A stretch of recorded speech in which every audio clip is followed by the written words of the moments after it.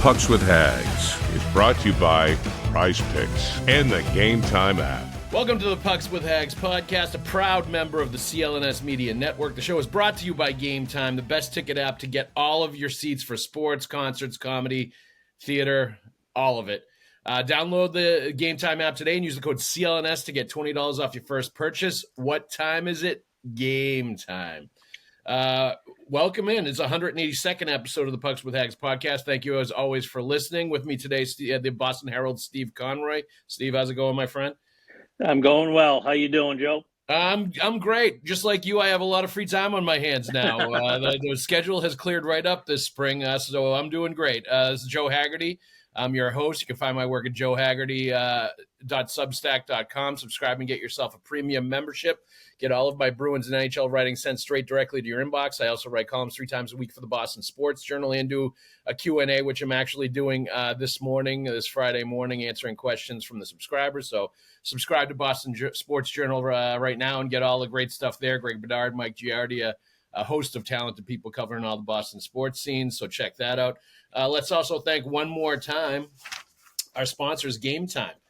Download the Game Time app, create an account, and use the code CLNS for $20 off your first purchase for Celtics playoff tickets, for Red Sox tickets, for concerts, comedy, theater, all that stuff. Terms do apply, but again, create an account at the Game Time app and redeem the code CLNS for $20 off. Download Game Time today. Last minute tickets, lowest price guaranteed.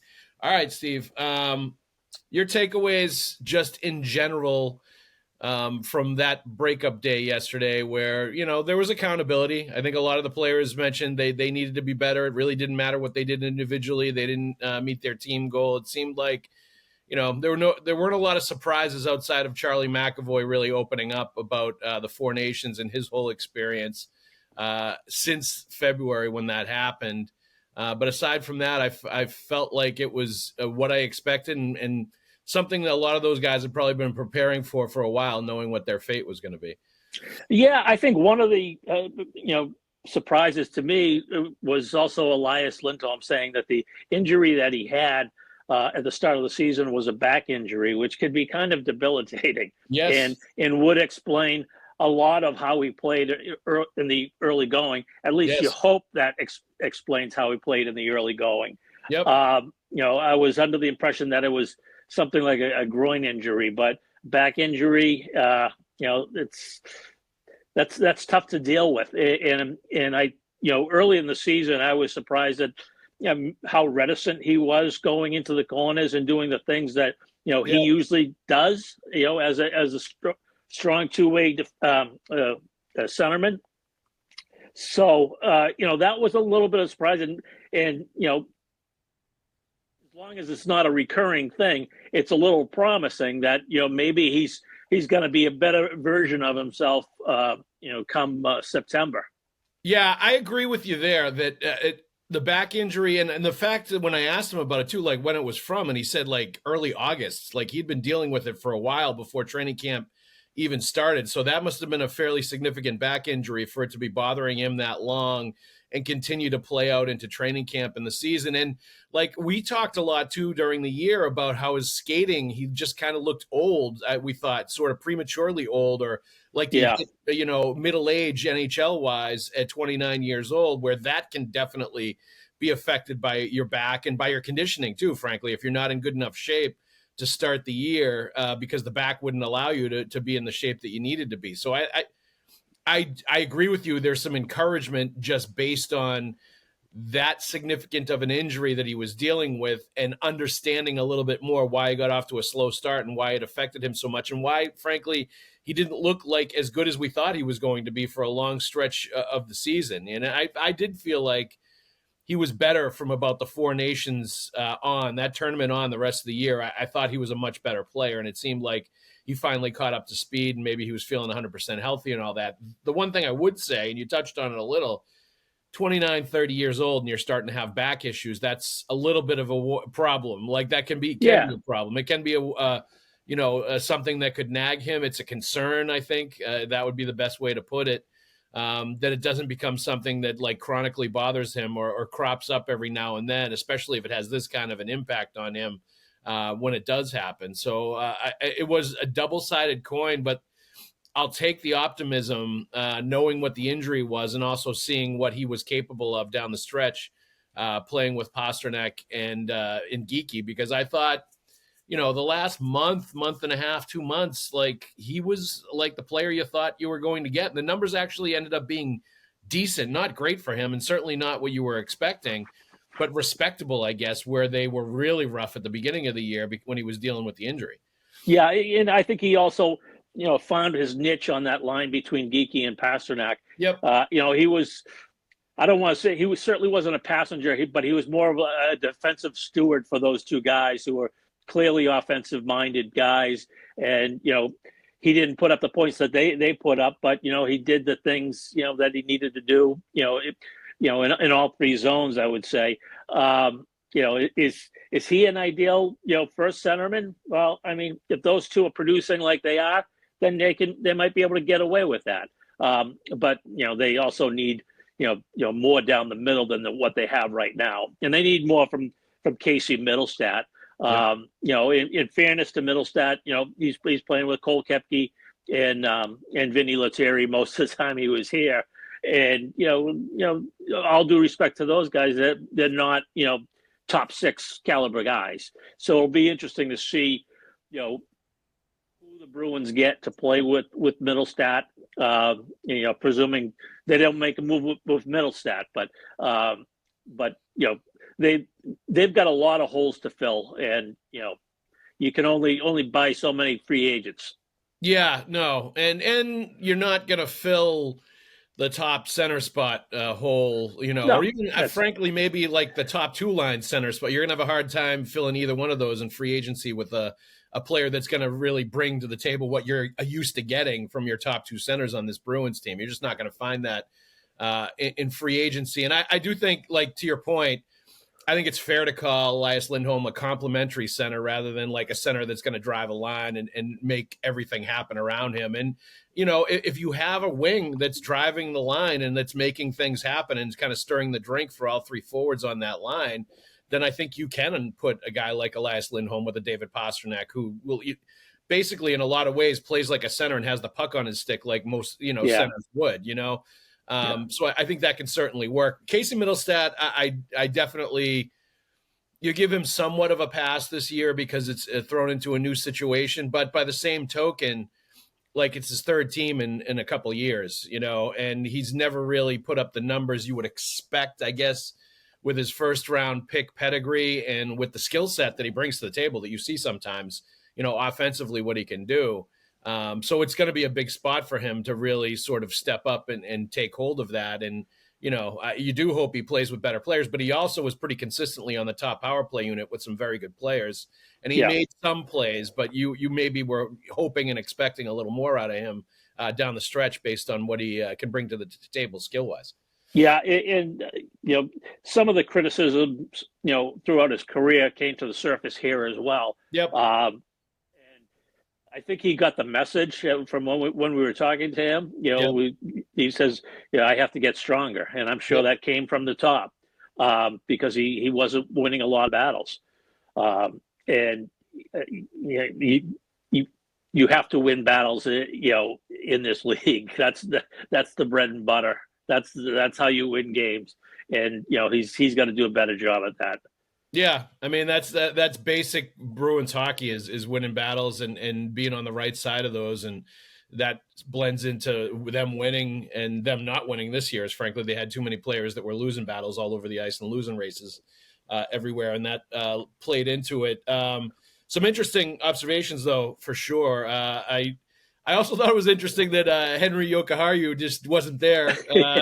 Was absent, packed up his stuff, and left the day before. I'm not sure how to read into that because, like, I on one hand, I understand it because it's a guy that, was traded midstream, probably had to pick up his life and go to Boston and just jump on a moving train, and I'm sure had some things in his own personal life that he had to attend to and take care of, and was probably living in a hotel and wanted to get back to where he was living and all that stuff. But on the other hand, like you would also expect a guy like that to, at least if he wanted to stay, would stick around and be part of the availability and do what everybody else was doing there at the end of the season. Did you read anything at all into that as far as like his long-term future, if he wants to stay in Boston? I mean, I can read into it, but I don't know if my readings would be correct. Right. But yeah, it doesn't look good that he said, I'm out of here. But who knows what's going on in his life? Totally. I honestly, just looking at the free agent list for right shot defensemen, I don't see a lot of options that are much better than him, unless you go really high end, and I don't think they can afford to do that for a number 4 defenseman. No, and he was like, I didn't realize this until I look back. He the numbers were great. Like when he came over, like +7, he had not huge offensive numbers, but good enough. Was over 20 minutes a game, like obviously settled into a really nice pairing with Nikita Zadorov, and I think brought the best out of Zadorov as well as him playing, really steady hockey too. And he probably, based on the way he played in 4 Nations and the way he played with the Bruins at the end of the year, elevated his profile even more from what it was before, and probably added some dollars onto what he's going to get from somebody in free agency if it's not the Bruins, or even if it is the Bruins. Yeah.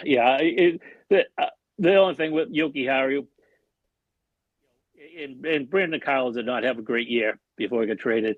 Let's put that on the table. But when he was at his best, I don't think Yoki Haru is anywhere close to the type of defensive defenseman that Brandon Carlo is. Especially will you feel comfortable putting Yoki Haru out there with 30 seconds left, protecting a lead? Probably not, right? Yeah. So they've got a hole to fill on that in that that top 4. How they do it, I'm not sure. No, but it's going to be there, and it's going to continue to be there if Yoki Haru ends up going to free agency and goes somewhere else after he was like the quick stopgap at the end of the season. All right, Charlie McAvoy, I thought was probably the most compelling person as far as the people that spoke at Breakup Day. You could tell he had a lot of stuff pent up that he wanted to talk about because he hadn't really been able to talk with us at all or speak publicly about the 4 Nations, about what he went through afterwards, about not being able to play and help his team down the stretch. And so I pulled one of the quotes of what he said, and this was being asked about the 4 Nations and just like what he takes from it now or how he feels about it looking back on it now. And he said, mentally, emotionally, physically, I've gone through so much because of that damn experience at the 4 Nations. It cost me my season. It cost me my sanity in a lot of ways. None of this has been easy, and I get emotional when I talk about it. It was an incredible experience, and I waited my whole life to be a part of something like that. But the way that it ended and the aftermath of it and what I had to go through, it cost me a lot more than I was willing to give. Obviously, very serious situation with the infection that he got afterwards. I'm sure it was scary for him. Yeah. Wake up, have no idea what's going on, just have red patches all over your shoulder, sort of the telltale signs of infection, and not being able to sleep because the pain was so bad. So immediately right away, and then he was on IV antibiotics, which is always very serious if you're getting that when it comes to an infection. It obviously, he sounds motivated to come back next year. He sounds like he's sort of getting over the trauma of that experience or whatever, however he would term it.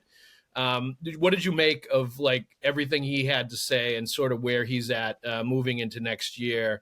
And sort of the whole drama and saga of the 4 Nations thing now that it's in the rearview mirror, and it obviously had a huge impact on McAvoy and the Bruins.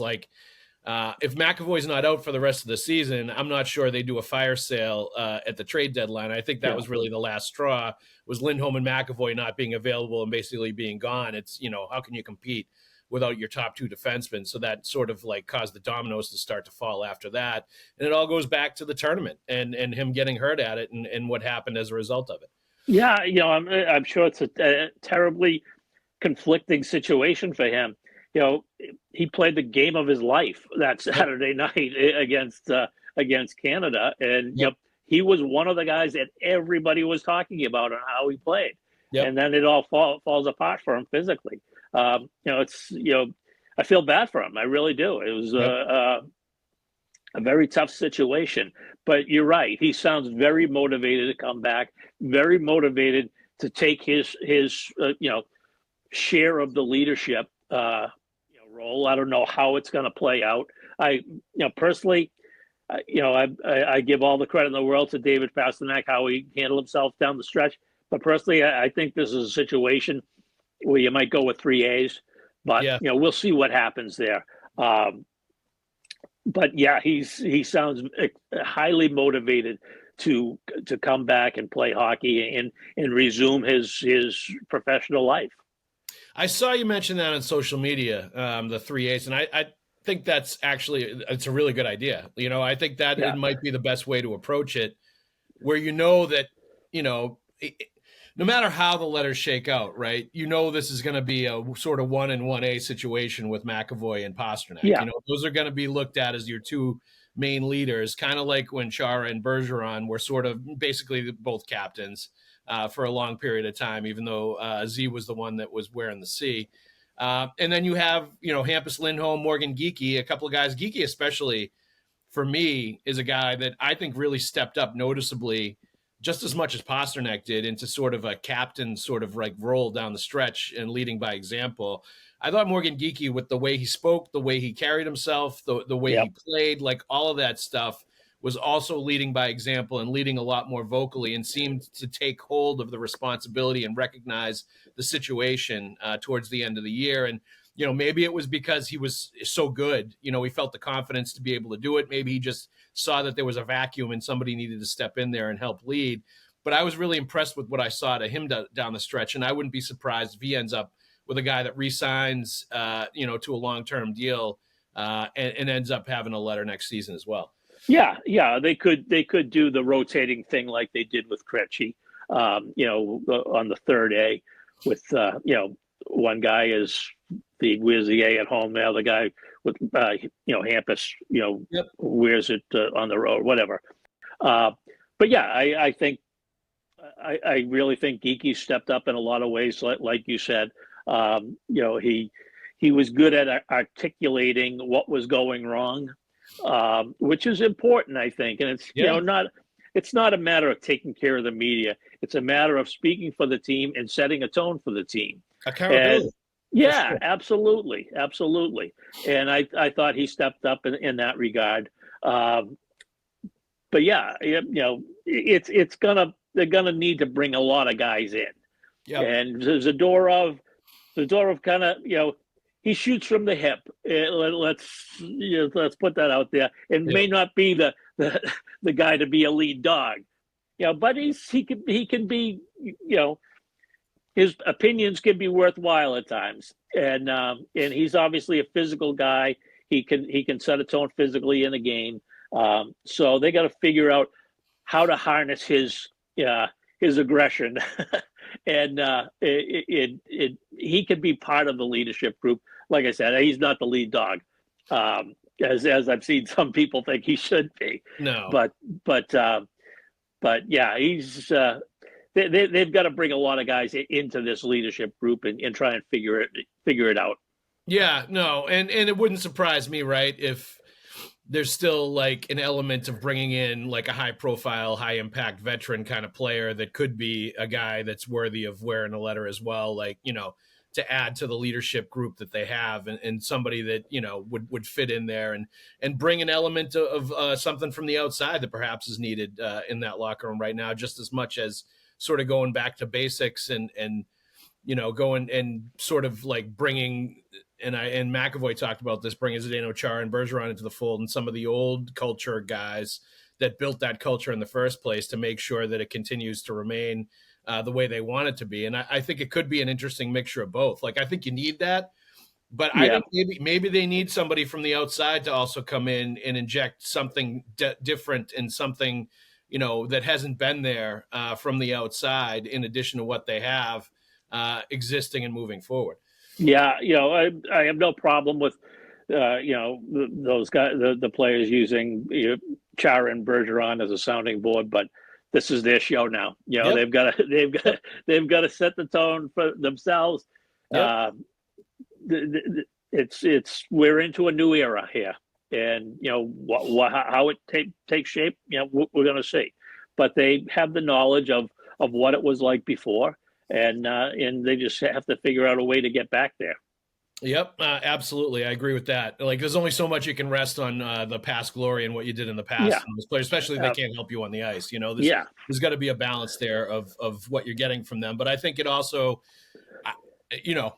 30 years after he retires, Zdeno Chara is going to be able to demand accountability from everybody in the room.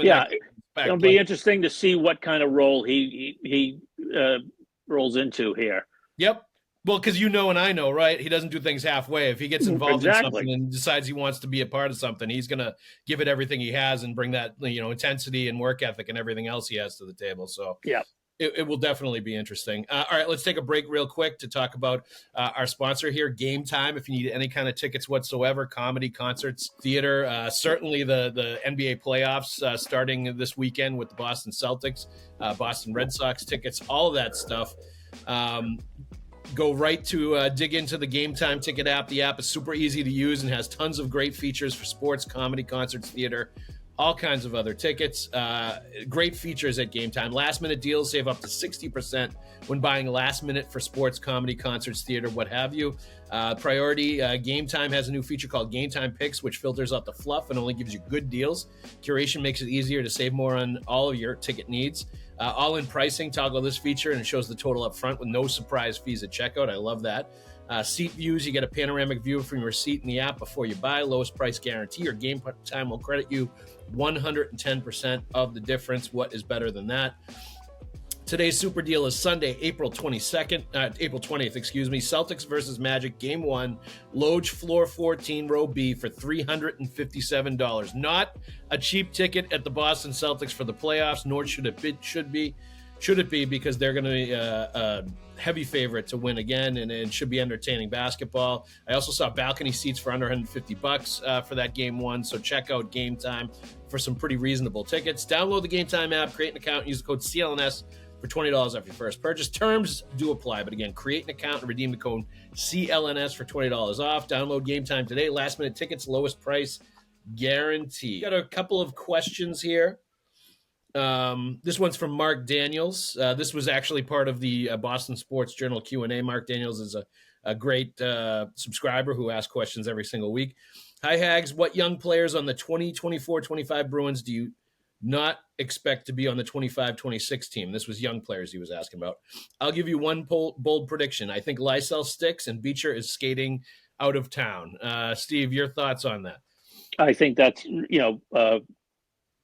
high possibility of that happening. Yep. I don't know if Beecher gets a qualifying offer. He sat the last couple of games of the season.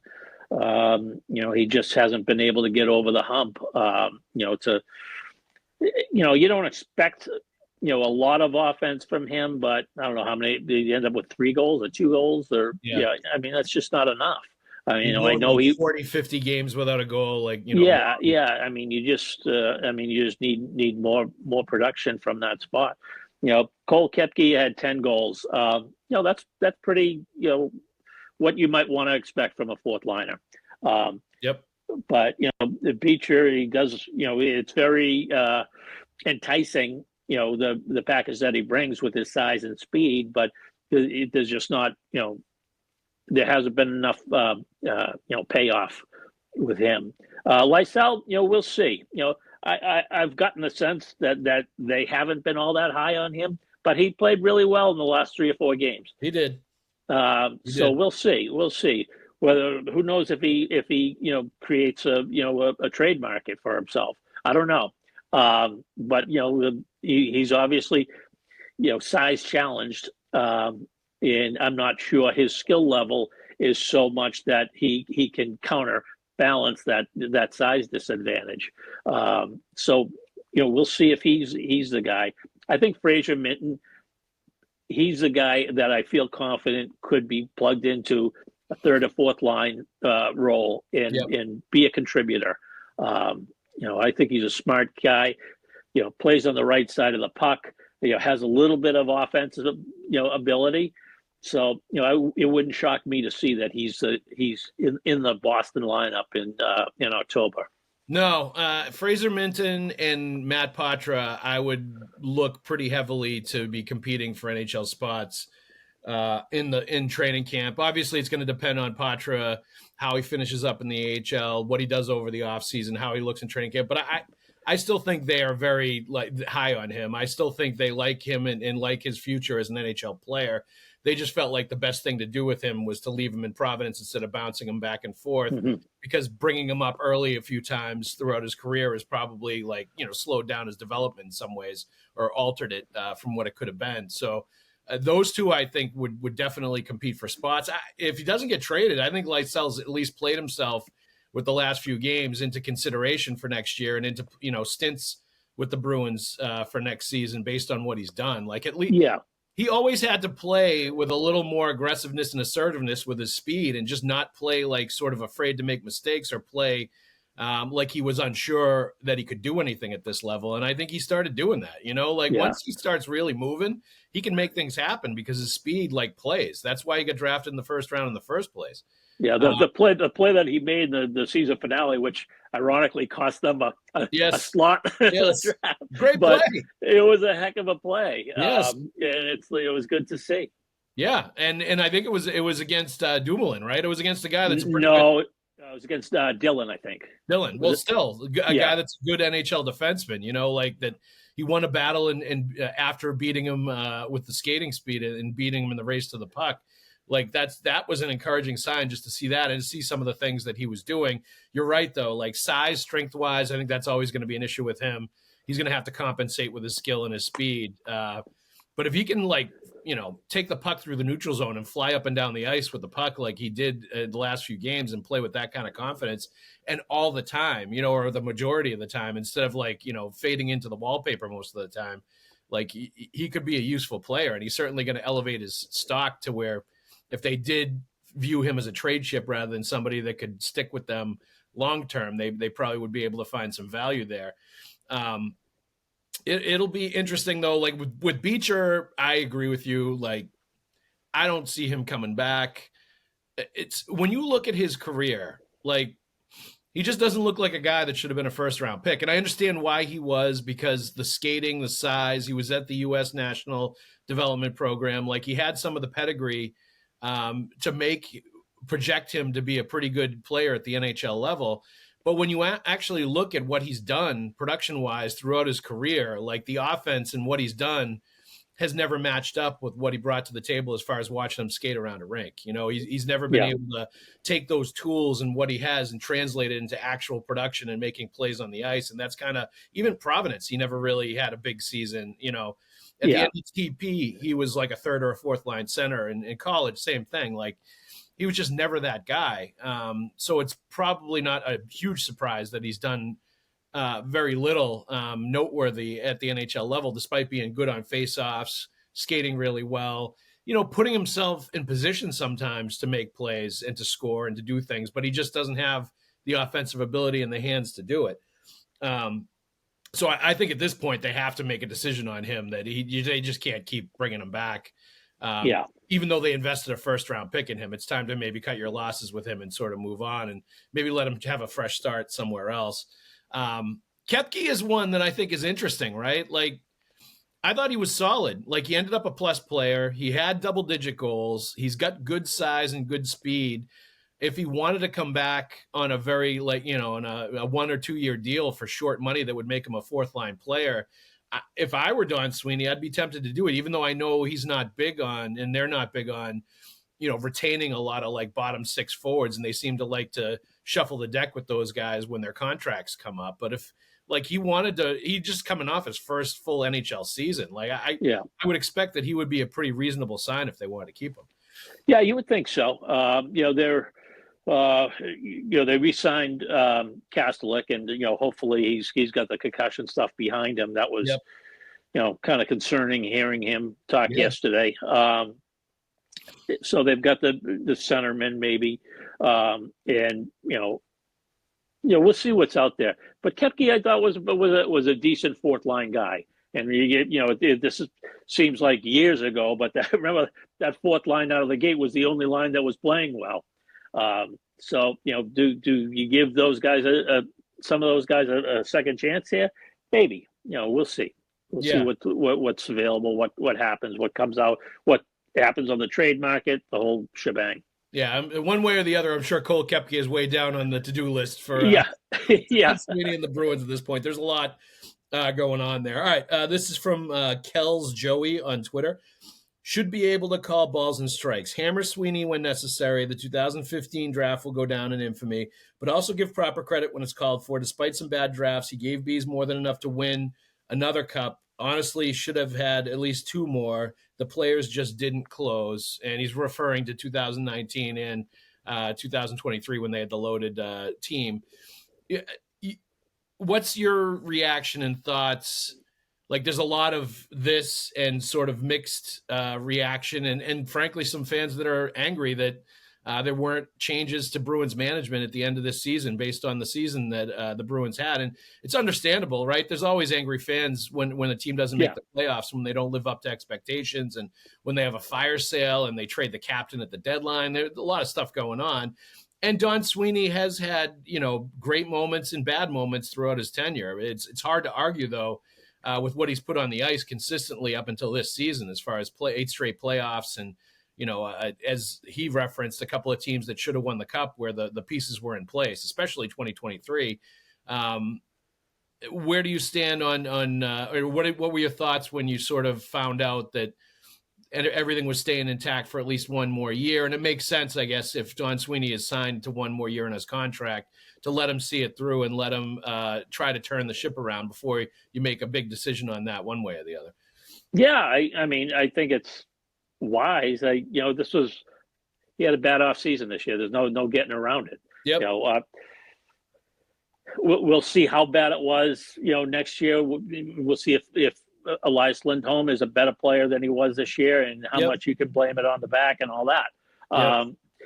So there's no getting around this, and we didn't get an extension done for the captain going into the season, and that had a bad effect. That didn't have had a lame duck coach going into the season, and you can I have no problem putting divvying that up 50-50 with Montgomery himself, not signing an extension. So the goalie situation too with Swayman. I don't necessarily put that one on Sweeney, to be honest with you. No. The Swayman stuff itself, I absolutely don't put on Sweeney. Like what happened after, but the trading Linus Ullmark and thinking you had a read on the situation and what was going to happen after that, and feeling like that was going to get taken care of and you didn't need to play hardball with him. Like you have to. I think you have to be able to read that situation better than that, know if that's coming, and be able to sense that, so you get it done before you trade Ullmark. Well, they were gonna. That track record there with the agent is, they were going to play it out to the end. They were going to use time was on their side. That was their weapon. So that was going to happen, and they wanted to get a first round draft pick, and they needed to move Ullmark before they signed him. So I don't necessarily blame him for that. I don't blame a GM when a team loses Game 7 of the Stanley Cup Finals on home ice, and he gave that 2023 team everything they needed, and they didn't perform at the crucial time. There've been stops and starts in his in his tenure, but I look at it, remember, Steve Yzerman was considered, a genius GM when he went to Detroit, and we're going on, was it 9 years now? They haven't made the playoffs, never mind win the Stanley Cup. So just, I would look around the league and see what else is out there before you throw the GM overboard that, has done a pretty good job since he's been here. Yeah, no, and I agree. It's easy to be knee jerk if you're a fan, and call for everybody to be fired. That's always the way it goes. Like that goes back to like when I used to go to Fenway Park with my dad as a kid, and everybody would be telling Rich Gedman and Bob Stanley to pack their bags and get the hell out of town. Back in the old days. Like fans they pay their money and they want to go and rant and rave and have a clean house and have everybody change. I just don't. I think at this point, like there is a lot of credence to they competed for years for cups and they traded away a lot of their first round picks, and eventually that catches up to you. And when your Hall of Fame players retire, you're not going to be able to replace those players very easily, especially when they were your top two centers and your number one defenseman. Like those are very difficult things to replace, and they're still trying to figure it out. And I think the setting is now for him to be able to right the ship, and the pressure is all on Don Sweeney to get all of these things right, to make the right free agent calls. And you can't have players that have bad backs and have long transition periods and slow starts. And like, to your point, I do think you're going to see a much better Elias Lindholm next year. I think you're going to see a better Zadorov, and he was, I think, really good in the second half. If he continues to play that way, like that's exactly what they need. I think he's going to be even more valuable in the playoffs than he is during the regular season, given the way he plays, his intimidation level, the physicality, like all that stuff is going to play in the playoffs if you can get him there. And I do think we're going to see a much better Jeremy Swayman next year too. Yeah, well, that's imperative. Nothing else matters unless Swayman gets right. Yep. But I think if you see all of those things, like that stuff will start to take care of itself a little bit. But you can't afford to have like big free agent items come in and have them get slow starts or have a year to adjust. Like those guys need to be able to come in and be high impact. You need to make good trades if you're going to do that. You need to make sure you hit on this top 10 first round pick that you're going to get now, which, oh, by the way, might not, it might be a little lower now because the Flyers backed into that fourth lottery spot by losing to the Sabres in that last game. To your point, like that last overtime point against the Devils could come back to haunt them a little bit. Because looking at the percentages between getting a top 5 pick if you're the 4th or 5th slot in the draft is pretty eye-opening. Like it goes from, like 80% to like 50 or 40% getting a top 5 pick based on where you are. Yeah.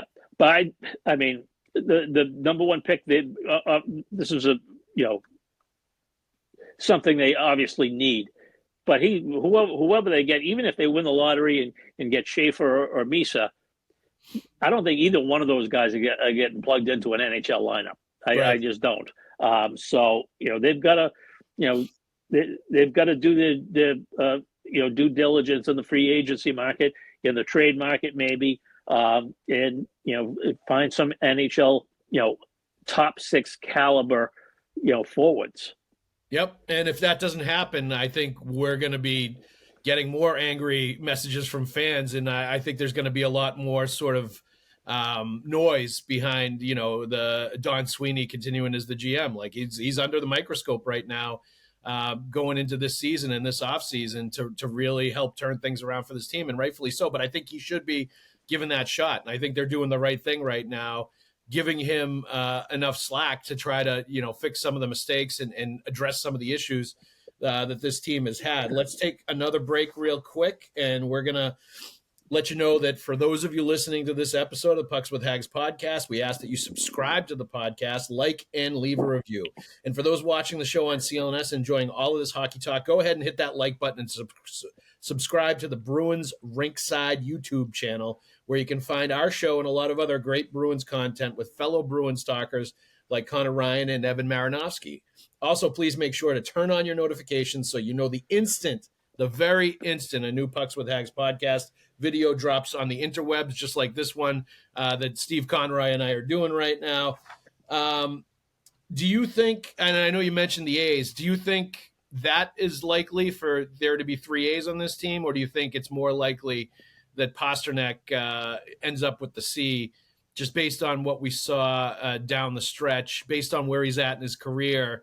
It does seem like the logical time for him to become the captain of the team, especially based on the way I felt like he handled things down the stretch, where he acted like a captain. And it seemed like, you didn't know if this was going to happen, but all of what he had watched Chara and Bergeron and Marchand do before him, he definitely had absorbed it and understood, the assignment when Marchand was gone, about sort of taking the lead role in this team, and frankly, like playing like he did down the stretch, where he played like a captain. He played like a guy that was trying to drag this team into the playoffs until they were mathematically eliminated.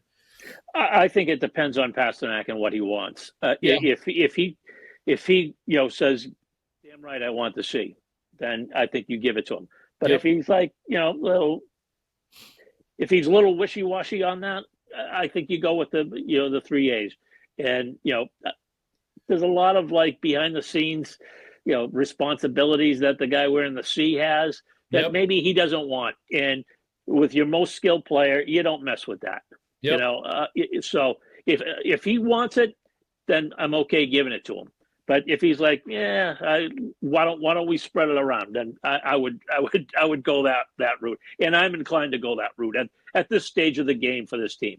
Yeah, and there's nothing wrong with doing that for a year and seeing how things shake out, and then Pasternak's not going anywhere. He could end up as the C of the year after that. I just feel like, to me, watching him operate, like, and seeing the way he went about his business, and seeing like how seriously he took being accountable, being the guy that was going to be there after every game, making sure like sort of all the boxes were checked from a leadership perspective, and sort of filling that void. That to me says he wants it. That to me says if he didn't want it, he would have backed away from some of that or not accepted some of that responsibility. And maybe he was like also testing it out to see, like, do I really want to do this? Yeah, I mean, he could also say, okay, this is only for one more month to go. Right. He could see the end of he could see the finish line to this season. Right. Does he want to be doing this in December? When they lose a game, maybe not. We'll see. We'll see what he wants, whether he wants this thing or not. Yeah. Just watching him operate, though, my guess was that like he's going to end up being named captain, just the way he approached things. But like, he is definitely a guy too that has always been carefree and has been a little different as far as like what you would expect from a captain. So, maybe he doesn't want that. But then again, Brad Marchand, I think, was viewed that way up for a long time as well. But it was when it was his turn to become the captain, he really wanted it. So, we'll see what happens there. Before we let you go, Steve, NHL awards ballots are due today. Not looking for your whole ballot, but maybe like who you're leaning towards in some of these categories. The Hart one is an interesting, discussion. Obviously, Draisaitl's got huge numbers. Had a great year in Edmonton. There's Kucherov in Tampa Bay. There's McKinnon, obviously in Colorado, won last year. Would be the first guy in a while to win back-to-back. And Connor Hellebuck. I remember in 2011, Tim Thomas was definitely on my Hart ballot that year. He wasn't one, though, and looking back on it, he probably should have been, and he certainly should have gotten a lot more Hart Trophy consideration that year than he did. Who do you think has the best argument as far as Hart? I will say, like, I lean towards McKinnon just based on how high impact he is with Colorado and consistently has been for a long time now. I would lean towards the guy in Tampa. I didn't think Tampa would be this good. I thought they might fall off a little bit, and he didn't let them. I think he ended up winning the points. Yeah. Yep. I'd go with him probably. You're right about Hellebuck. He's on my ballot. So that's the way I'd go. For a while I was leaning towards Draisaitl. I just think, Kucherov overtook him in the last month of the season. Yeah, and I always, like you and what you're mentioning, I often look at the guy that like really kind of lifts the team into the playoffs or elevates the team beyond what they look like their potential is, or, really puts a team on his shoulders. And I think Kucherov is definitely one of those guys. In Tampa Bay, and obviously always a guy that's worth the price of admission just to watch him play because his skill level is ridiculous. Norris Trophy, I think it's a slam dunk. It's Cale Makar, right? 30 goals, defenseman, like just dominant player. Yeah. I wish I could have put only one guy on the ballot. Yeah, he's the guy. Selke was tough. I lean towards Barkov just because I like watching him day in and day out. He reminds me so much of Bergeron at his best, and just such a high impact, sound player at both ends of the ice, just responsible. I know the numbers weren't great this year, but like the one thing I don't get now with Selke is you see so many voters that are going fancy stats with like a lot of the defensive stat categories, and they ignore faceoffs. They ignore guys that like kill penalties. Like I saw the Draisaitl was like, I think it was Greg Wyshynski was writing about Selke and mentioning Draisaitl. Draisaitl is not on the PK. How the hell can you vote for a guy for Selke that doesn't kill penalties? Like I don't get it. There was that argument a few years ago when there was kind of this movement to get Sidney Crosby, a Selke, and he wasn't killing penalties. It's like, no, these are the key defensive moments of every game. And you've got to be on the ice. Yep. So like for me, Barkov is the guy. And I think he will be for a while. And Kopitar was a guy that didn't get a lot of consideration this year, but I think he did for me. Yeah, me too. He's excellent every year, and he's one of those guys great on faceoffs, great defensively, plays in all situations. Like you have to consider him every year. Calder is another. That's a slam dunk as well. Yeah. Oh, you thought that was, Hudson. I mean, that's a team that people thought were going to be among the Chicago and San Jose's of the world, and here they are in the playoffs, and it's because of that guy. And not only he's not the only reason. Suzuki, and they've got some pieces there, but he willed them into the playoffs. 65 points. That's pretty damn good for a rookie defenseman. No, 60 assists from a rookie defenseman. That's unbelievable. But there were other good, Max Celebrini, very good year in San Jose. Obviously, the minus numbers weren't great, but he was a high-impact player there. And Wolf is the other guy. Yep, Dustin Wolf as well. Yep. So it's always good when you can have a solid rookie goalie in there in the mix. But yeah, this was a little easy with some of the voting this year in the categories, or at least a couple of them. I assume we don't vote on this, but I assume Hellebuck would be your Vezina Trophy guy. Oh yeah, and we also don't vote on the Jack Adams, and I think there are a lot of good candidates. Jim Montgomery's a good candidate, but I would probably go with Carberry. Yep. Yeah, and just because they've been good from beginning to the end. We'll see what happens in the playoffs. I think they're a candidate to be upset, maybe not in the first round, but it's going to be interesting to see how Ovechkin plays now that this chase is all over, and has he accomplished what he wanted to accomplish this year? Yep.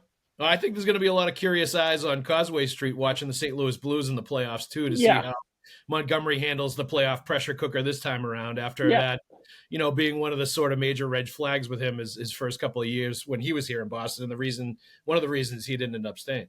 Well, I mean, he's also coaching an underdog team, which is, the role reversal from what he had here in Boston.